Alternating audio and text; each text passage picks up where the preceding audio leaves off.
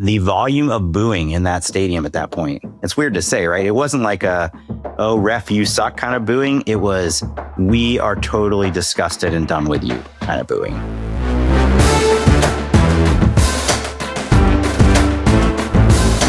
Welcome back to the latest edition of The Audible, presented by Trader Joe's. I am Bruce Feldman, joined as always by my colleagues from The Athletic, Stuart Mandel and Ralph Russo.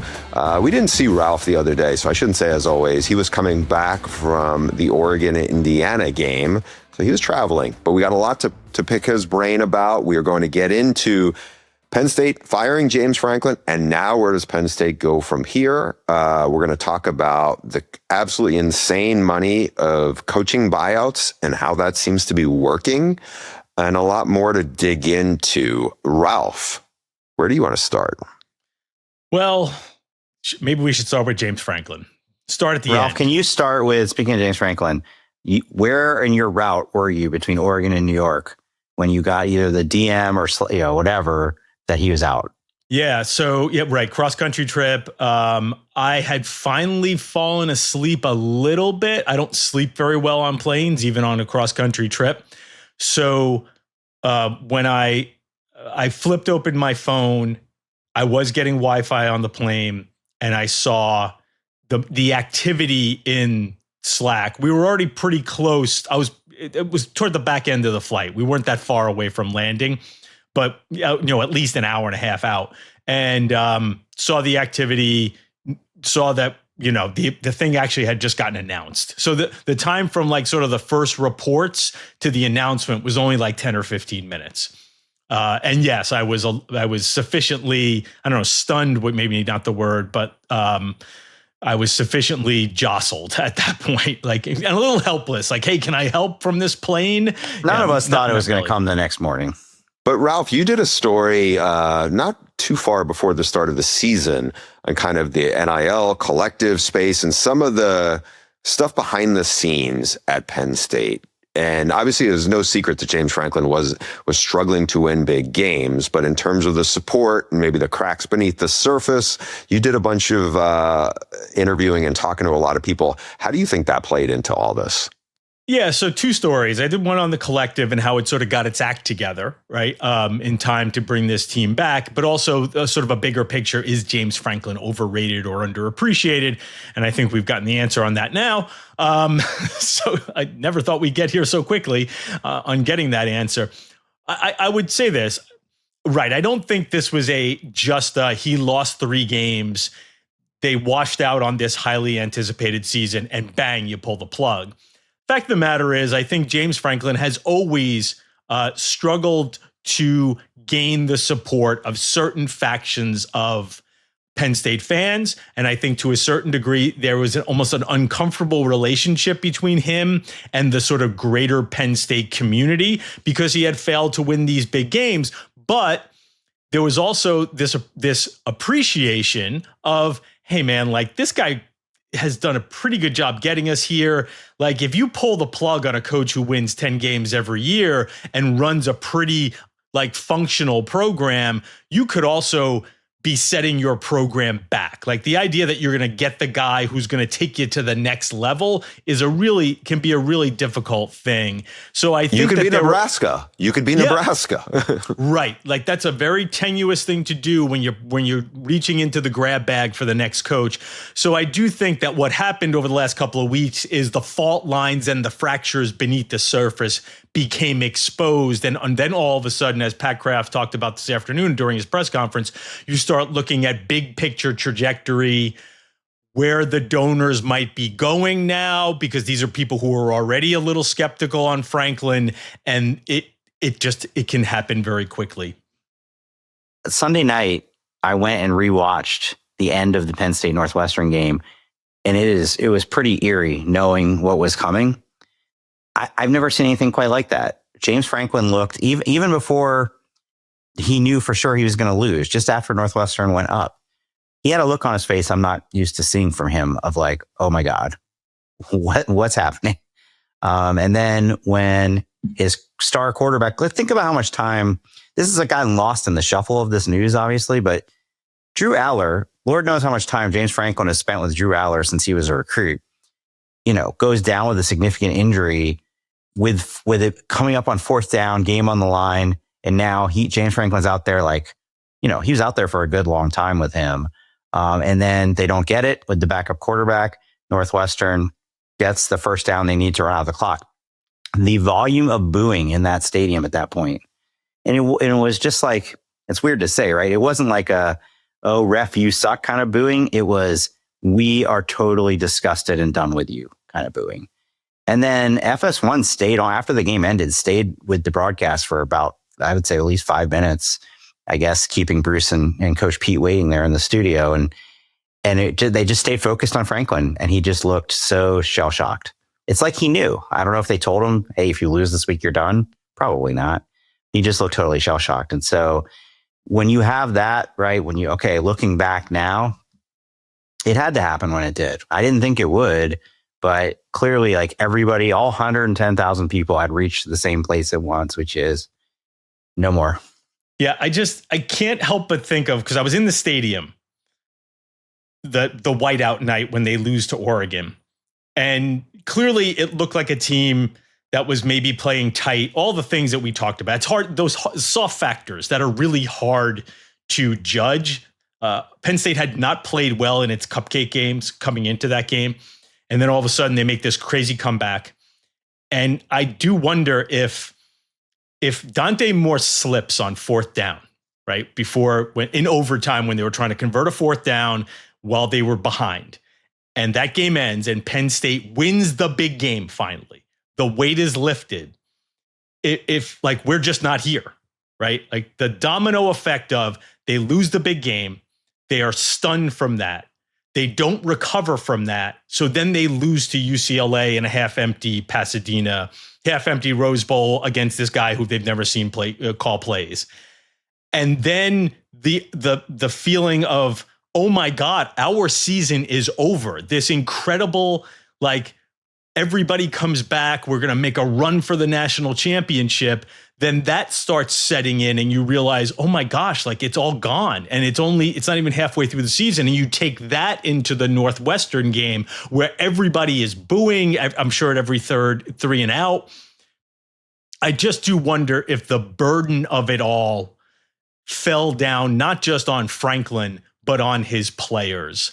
And to a certain degree, that's also a good reason to fire him too. I do wonder if you're Pat Kraft and you're looking at this situation, and if everybody is sort of like just is feeling it, and the negativity that surrounds Franklin is now engulfing your whole program. Yeah, it's always tough to say, right, what the factors were. I think to some extent you're right. I mean, it did to lose to those big and underdogs 2 weeks in a row tells you, like, because you had this top 5 team down to the wire at overtime. To go from that to this, something clearly changed, right? And it could be that they were just totally deflated. But at the same time, we had already started to see the cracks. Clearly, this was not a top 5 team. Drew Aller was not going to get better, I don't think. And even the defense, which you assumed was going to be dominant, even in the Oregon game, started to show cracks and then just kind of imploded. So I guess what I would say is, in that scenario you described, maybe they keep it up. Maybe they don't lose to UCLA. Maybe they keep it going for a little bit longer. But at some point, the cracks were going to be too much. Like, this clearly was not the team that we thought it was going to be. Should we talk coaching candidates? I think so, right? Let's spin this forward, because it looks like to me, Bruce, there's a couple of, at least one very obvious one, and maybe a couple of more.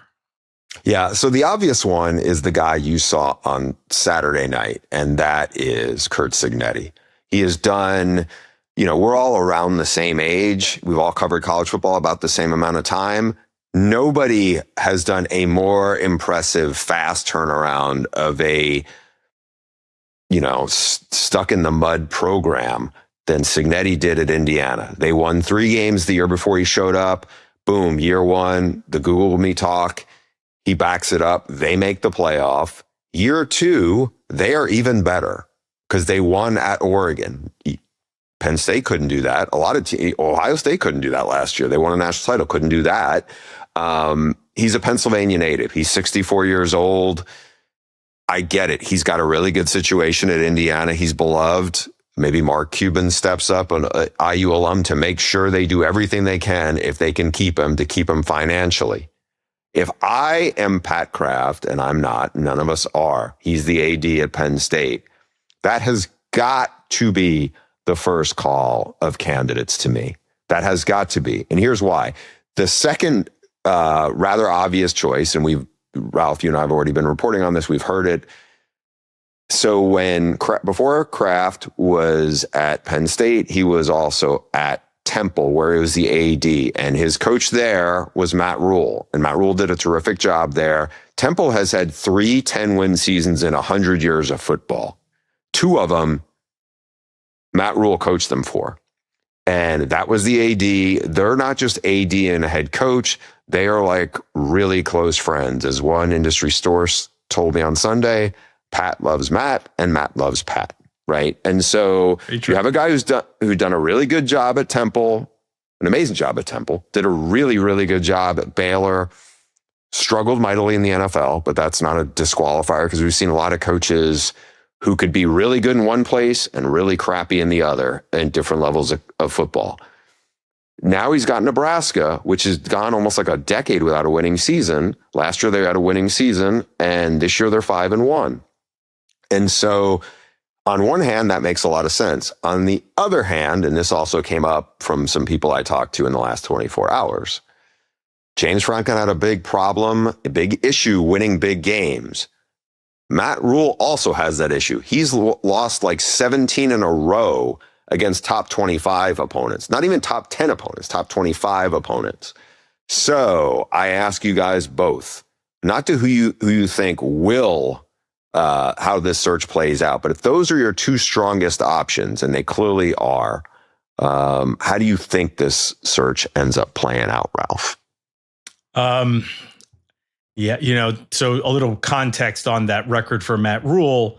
When you're at Temple and you're at Baylor and you're at a program that was down like Nebraska, it's going to be a little hard to beat top 25 teams. Beat somebody, though. Somebody. Yeah. You're 0-17. I feel like that excuse goes out the window after what Curt Cignetti's done. Like, if you can do that at Indiana, if you can beat the top, like you should surely be better than 2-23.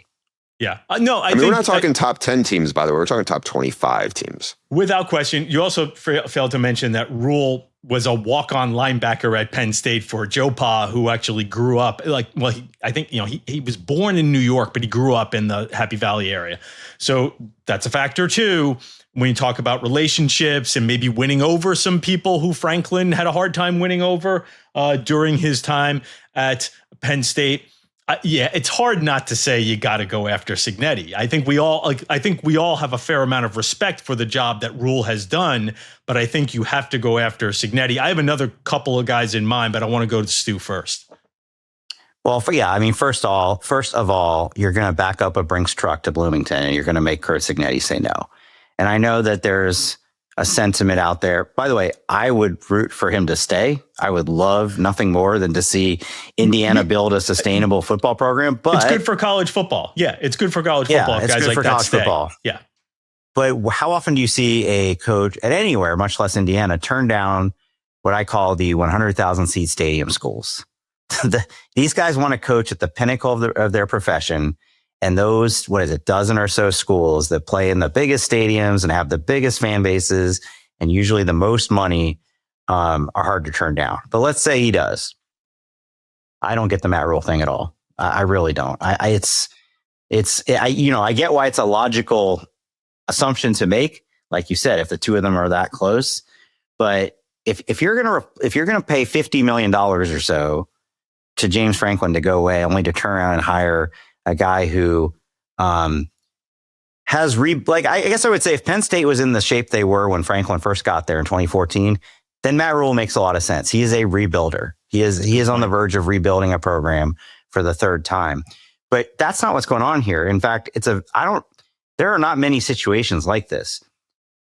A coach who won as many games as James Franklin did doesn't usually get fired when the program is still in relatively good shape, right?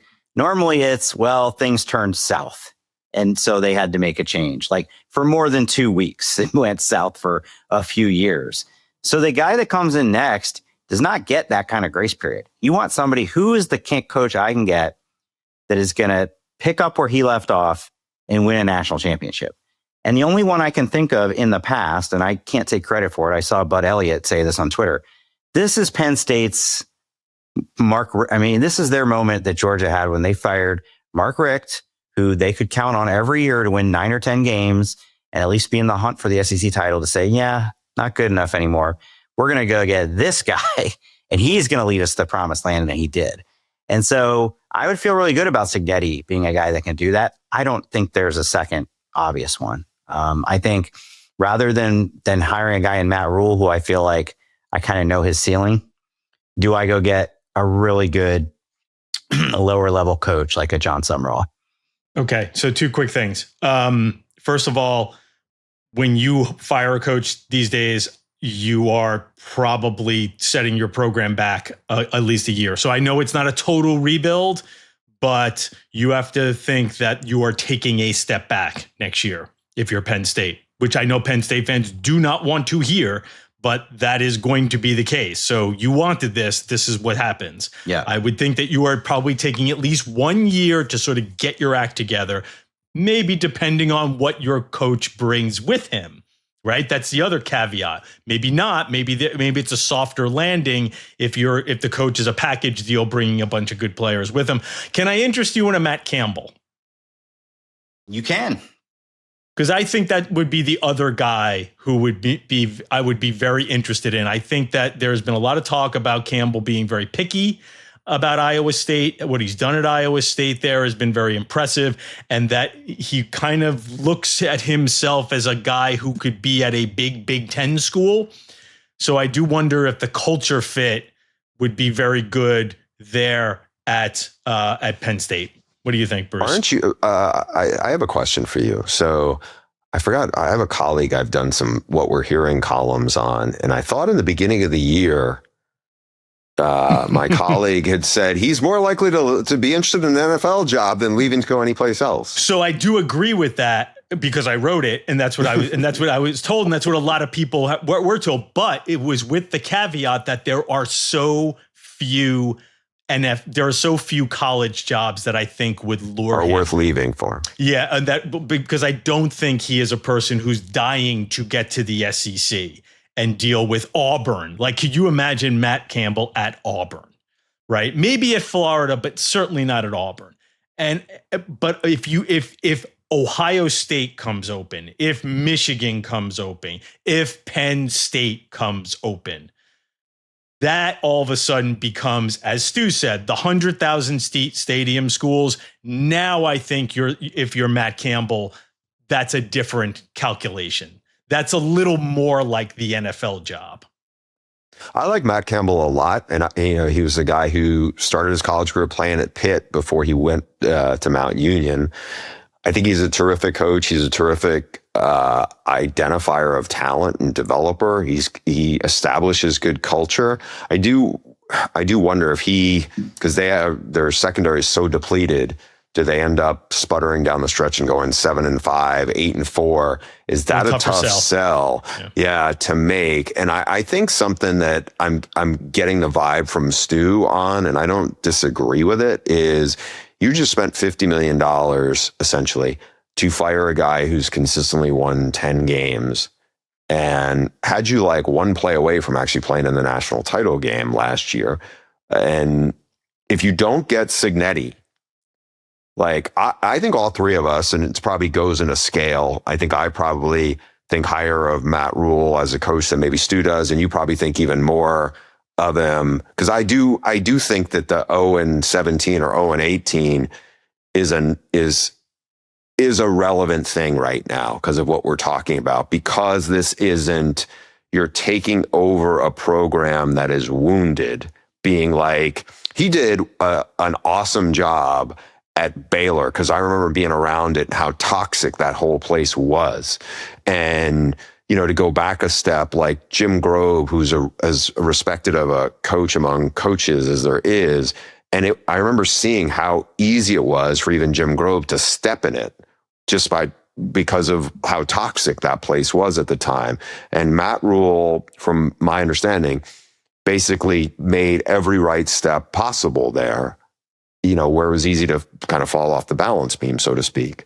And, but I don't know if this is that. And so if you told me Oregon beat Indiana, 38-10, and all right, so Cignetti is winning these games and he's going 10-2 and 9-3. I was like, okay, but just the and again, maybe this is too much of a different kind of butterfly effect, being while Penn State was losing to Northwestern, right, Curt Cignetti was pulling off the biggest win, the most impressive performance that any team has had this year. And so I was like, man, that's fresh in my head. Like, if you can't get him, I think the bigger issue is if you cannot get him, is because I think, I'm not in Pat Kraft's head. I think Pat Kraft really wants to hire Matt Rhule because he's comfortable with him. He knows how he works. He saw him do an amazing job at Temple. I think all those things,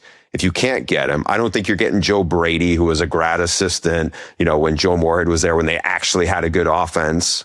And Joe Brady's, did a great job at LSU, and now he's the offensive coordinator for the Bills, and he's not far removed from, they could go on a Super Bowl run, and he could get a head coaching job there. And I know there's a connection to the owners of the Bills who have Penn State ties.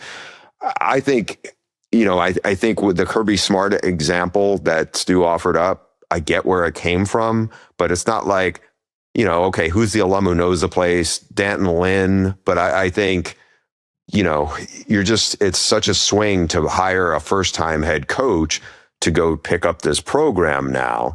I don't know, Stu. You were the one who brought up the Kirby Smart point. Like, where would you go from here?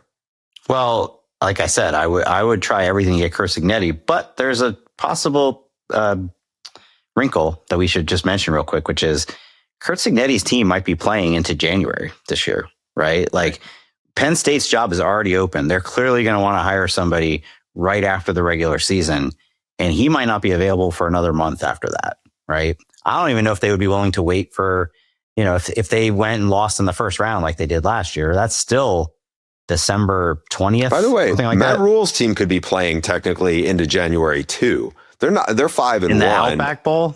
No, wait. Because they might make the Outback Bowl. Look at their schedule. They could go 10-2. It's not that shocking. And what I think could happen there, I don't know if anybody would ever admit to this, but because of the relationship between Rhule and Kraft, there could be an understanding there. Hey, you're going to go a little bit in the playoff. We'll wait for you because we believe you're the guy. And at that point, it would stink for Nebraska, but I guess I'm just puzzled about the Matt Rhule love. I really am. He's in year 3 at Nebraska, right? We're not in rebuilding mode anymore. He lost to a Michigan team at home that frankly isn't that great, right? Low top 25, if that.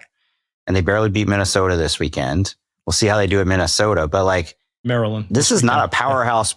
Nebraska is not a powerhouse program, and it's year 3 at this point. So, it's a relationship business. Again, it's a relationship business. So it's a relationship business, but think about how much money is at stake here, what a massive enterprise this is, and you're going to make the decision of who to hire the coaches, who I'm buddies with. So, Stu, who are you going to get if you can't get Cignetti, though? Yeah, you're going to throw John Sumrall in there because he was good at Tulane. And by the way, Tulane, John Sumrall may be coaching at Auburn 3 months from now. I'm just saying, like once you get to this I'm point, good with Matt Campbell, too. And I don't think Matt Campbell turns that job down. So here's the one last thing. Who turns this job down other than a guy who is in the middle of a possible national championship run at India?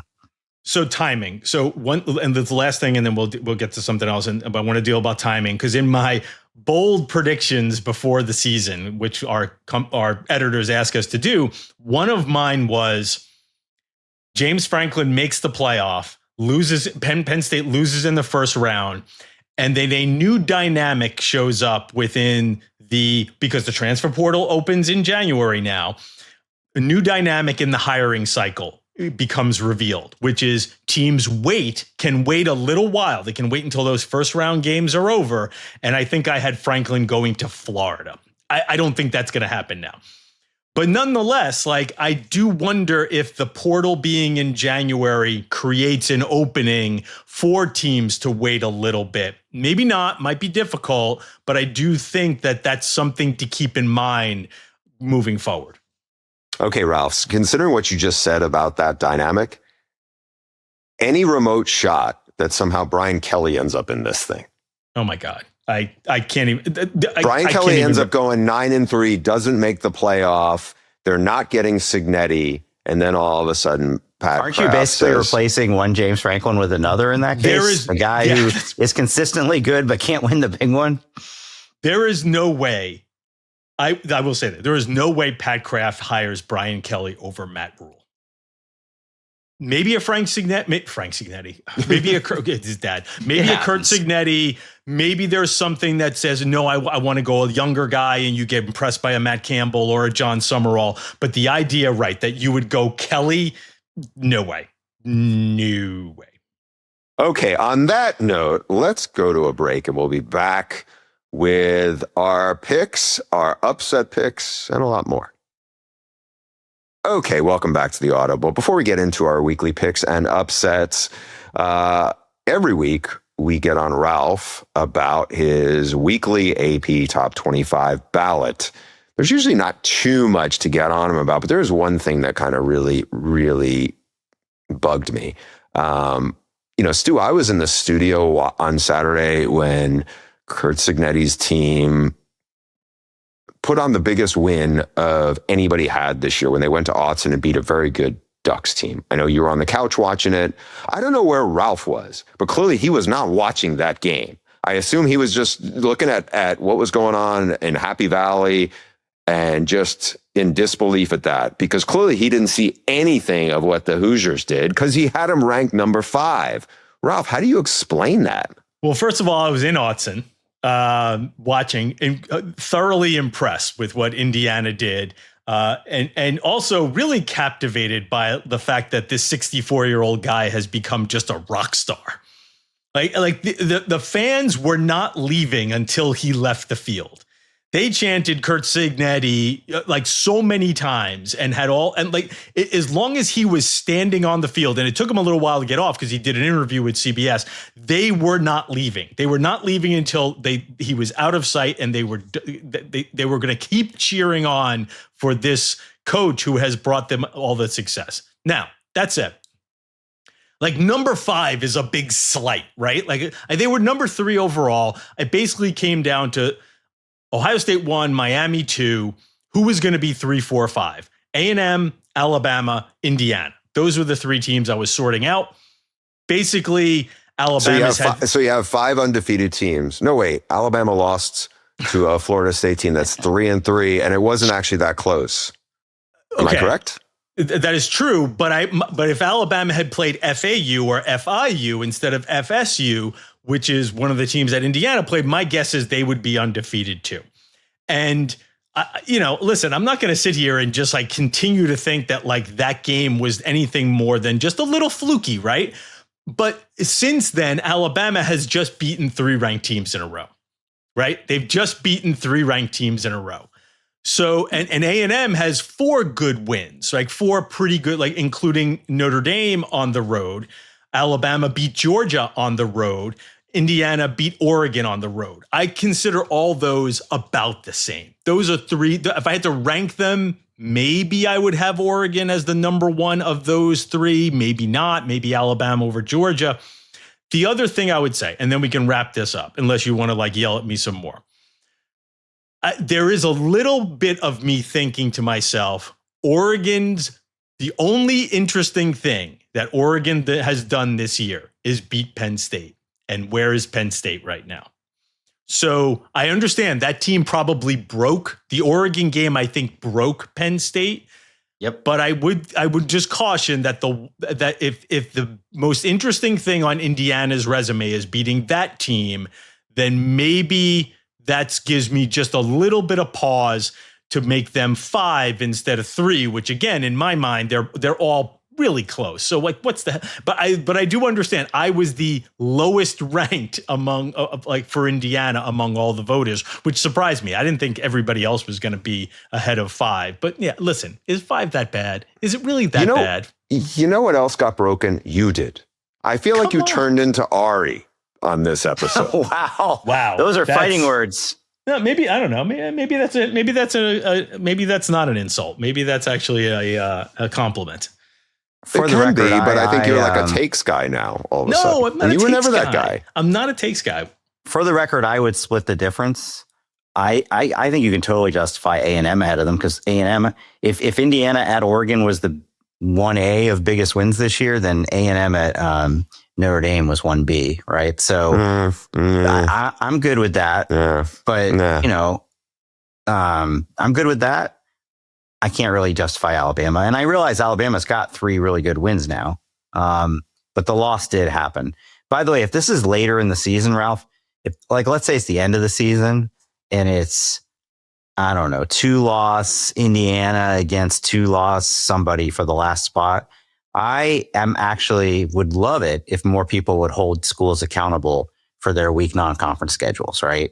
Like if I have a choice, one or the other, and one of these teams played somebody good out of conference and the other team played FIU.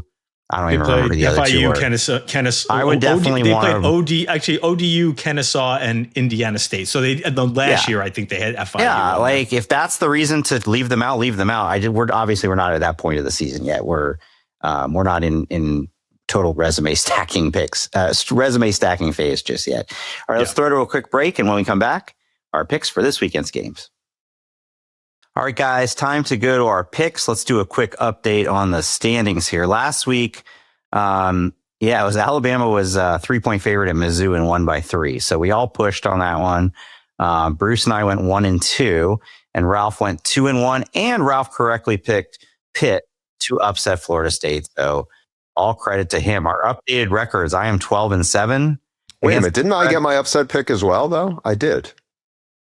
Did you? Because I had USF beating North Texas. They beat them pretty handily. Oh, man, these 1.5-point underdogs. You still get paid, Ralph. You still get paid. Look, that was the first sold-out game in the history of that North Texas stadium. They had to go into that raucous environment and blew them out. Kudos to Bruce. Overall standings, this is, again, against the spread. I'm 12-7.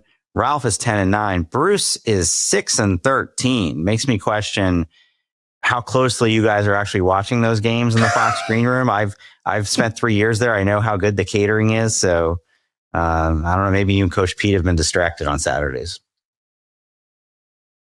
Okay.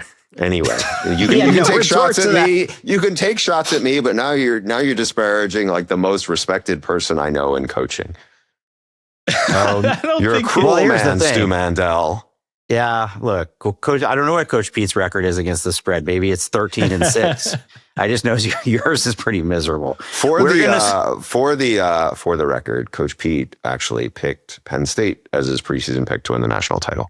So I had him number 2. I can't. He was not alone. Yeah, he was not alone. USC is traveling to Notre Dame, the opponent that they are ducking for the rest of eternity, probably. And actually, that's a pretty big spread. Notre Dame is an 8.5-point underdog. Sorry. Notre Dame is an 8.5-point favorite. I will start with Ralph. Who you got? So I look at this game and I think the winner is going to make the playoff. I agree. I think if you look at now, USC's path is a lot trickier. But the remaining tough game, and listen, also, let's be very clear. It is hard to trust a Lincoln Riley team, right? But they did. They won us over a little bit last week.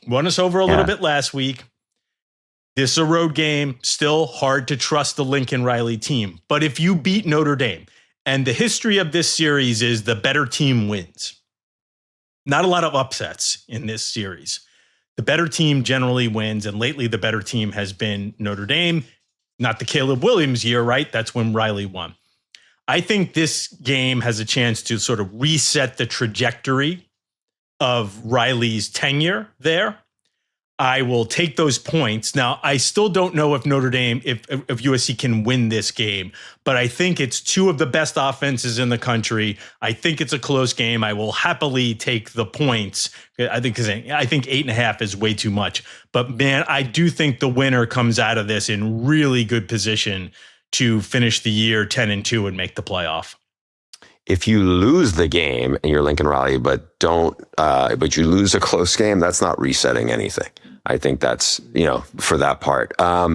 Stu, you said something that I think is key in this, and you were like about the trust factor on the road. That's the part that concerns me. 2 years ago, I was in South Bend. It was a rainy night. Caleb Williams was USC's quarterback, and Al Golden and Notre Dame got the best of them. They were like 2 steps ahead of USC.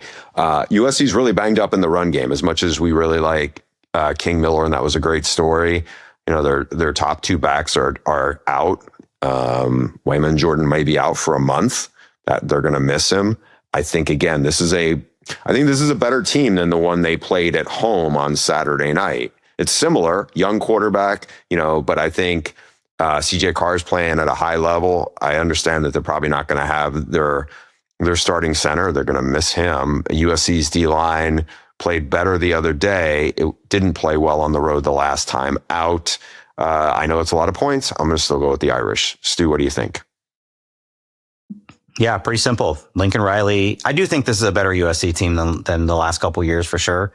But they went on the road and lost to Maryland and Minnesota last year, and they lost to Illinois this year. Now they're playing a Notre Dame team that I still think is really good. I mean, I know they have that 2 in the loss column, but 3-point loss at Miami, 1-point loss to A&M. They're both in the top 5 now. Give me Notre Dame covering the 8.5.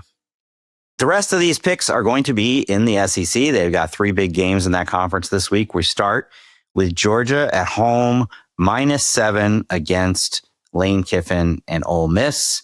Georgia obviously had that controversial win against Auburn the other night. Ole Miss barely escaped against Washington State. I'll go to you on this one, Bruce. I'm going to take Georgia. I know they, as you said, they had to sneak by with the officiating help last week. Ole Miss looked terrible the other day against Washington State. I'm sure they were probably looking ahead. I'm still going to take Georgia. I know that they didn't win against Alabama when Alabama came in there. I just feel like they're just a more talented team, and I think we'll get a inspired performance from Kirby Smart's guys. Ralph, do you agree with me? Can you imagine Lane Kiffin getting the best of Kirby Smart 2 years in a row? That's no offense to Lane. I can imagine it. But, you can. Yeah, because I could, yeah. Yeah, no, Okay. I can't. And I think Lane doesn't have that defensive line that essentially blew up Georgia last year. And it's in Athens, right? It's in Athens this year. But now that all said, again, this number just seems way too big. This is not that Georgia team anymore, right? I think Georgia's still good. I think Georgia will win this game, but this is not the Georgia team that suffocates opponents and just, makes you tap out with its Cobra-like grip. I think this will be a relatively close game. I will happily take 7.5 points with Ole Miss, but my guess is this is probably a field goal or so, 4 to 5 point, maybe even 7, but that you still cover if that's the case, win for Georgia. This is not the same Georgia, and there's no way I can see Kirby losing 2 in a row to Lane. It's actually, as of this recording, Ralph, -7. So you still like your pick there? Yeah, I'm going to take that anyway. Yeah. Okay. Worst case, it's 7 and you push, right? Yeah. Yeah, I think Georgia is living a little bit dangerously. They could easily have 3 losses right now. They fought and survived at Tennessee. If that gets ruled a touchdown to go up 17-0, I'm not sure they win that game at Auburn. But I also, the Wazoo game scared me a little bit about Ole Miss. I don't know yet if that was just an aberration or sign of things to come. But I will take Ole Miss to cover the 7. I don't know that if we were just doing straight up, I would take Ole Miss, but give me points. We will now go to another big SEC game, and that is Alabama at home against their rival Tennessee. I feel like every week now, Alabama is one of these kind of games that we pick on here. 8.5, another big number. What do you think, Ralph? Tennessee's defense, not so good. It was a little surprising because they've been very good the last couple of years. And I thought that that would be the strength of this team.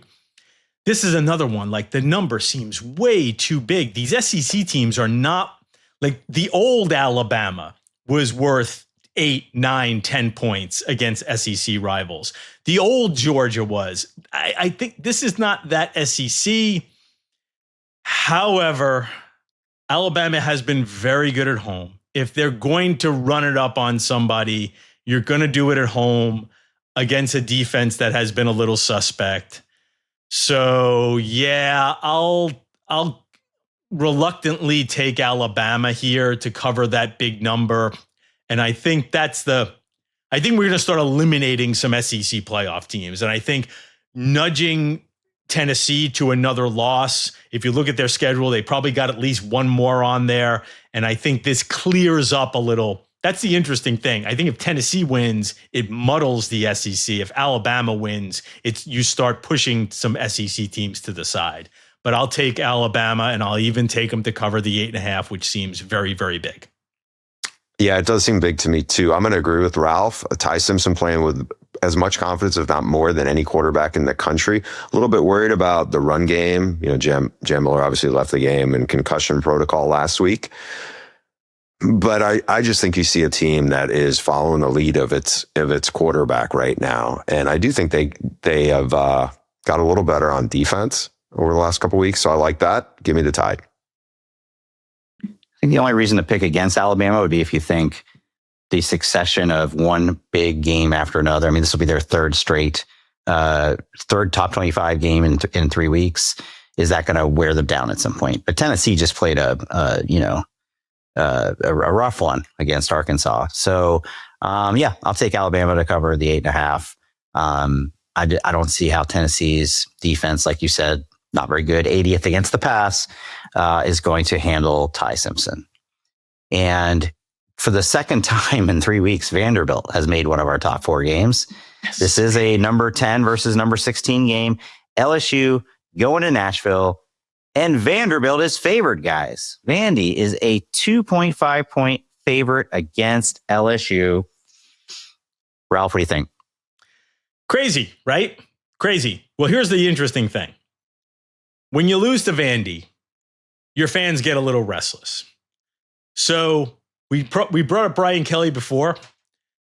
We're going to start having very interesting conversations about Brian Kelly. If he loses to Vandy, I think they're going to lose to Vandy. I think Vandy's the better offensive team, and I'll even give them those couple of points. So I'm taking Vandy, and I'm preparing to have the Brian Kelly conversation and hot seat when we reconvene on Sunday. I'm going to disagree with you, Ralph. As much as I love Diego Pavia, I'm going to go with, I think it's still a really good defense that Blake Baker has there. I know they looked a little shaky on offense the other day. But I think back against the wall, I think the team plays for Brian Kelly. And it's not like he's right now on the hot seat, but I see where you're going, Ralph. And I'm going to disagree with you. I think LSU balls out and ends up getting this win.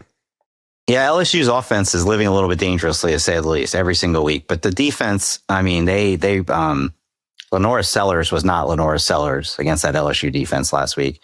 So I think they can handle Diego Pavia, and I will take LSU. And now we will give our upset picks. And these are not against the spread. These are who's going to win. Right. Should I start since I nailed mine last week? Yes, please. The Oracle, please tell us. Wait, why doesn't Stu go first, since he's the only one of the three of us who got his upset pick wrong last week? Okay, that's terribly wrong. Yeah, terribly wrong. I had not only was my upset pick wrong, guys, but the team that lost, Oregon State, then fired their coach the next morning. So they were that was not a good idea to pick the now 0-7 Beavers. I'm going to go with a significant point spread one this week. And that is Syracuse, somehow is an 11-point home dog to Pitt. And I know Ralph is the world's biggest Pitt fan on this podcast. Yes, true. The freshman quarterback just led them to victory at Florida State. That's one of those ones, though, where, okay, can you turn around and do it again? Syracuse has not been the same since they lost their quarterback. I fully acknowledge that. They got blown out by Duke at home the last time they played, but they had an off week last week. Give me the Cuse, the 11-point dog, as my upset special. Well, we're just in the mode of wanting to fire coaches. We're not really wanting to fire coaches, but we're definitely in the firing coaches mode here. Mississippi State is at Florida. Mississippi State's much improved. I think I'm getting 9.5 or 10.5 here, guys. I'll take the 9.5 for Mississippi State. I understand it's got to be a win straight up, but I will take Mississippi State to push Billy Napier off the cliff. And then we'll have a Sunday where we can do. There'll be another Sunday morning pink slip conversation. Exactly. This time it'll probably happen because the James Franklin happened right after Bruce and I got off of our live show. I think this one might happen either before or during it if your upset pick comes right. Yeah, I have a feeling that everybody around Florida is just sort of waiting to press the button on this. Like, okay, Billy, is you going to be okay this week? Are you going to be okay this week? Are you going to be okay this week? So I'm going to pick the Bulldogs to end the Billy Napier era. That press release has been sitting in the SID's draft folder. Well, frankly, probably since last season, but at least since the USF game. All right, Bruce. All right, I'm going to go with Baylor, only a 2.5-point underdog, coming off a bye week to upset TCU. TCU was pretty sloppy last week, lost to a 4-loss K-State team. Again, bye week factor, experienced a good quarterback matchup here, but give me the Bears. I don't know that I trust either of those teams, but I wish you luck on that one. I mean, certainly, probably, frankly, the most reasonable of the three that we did on this show. Well, that's it for our show today. Every episode of The Audible is on YouTube at Audible Show. And on Thursday's episode, we go to the mailbag. So send your questions to theaudiblepod@gmail.com, and we'll see you then.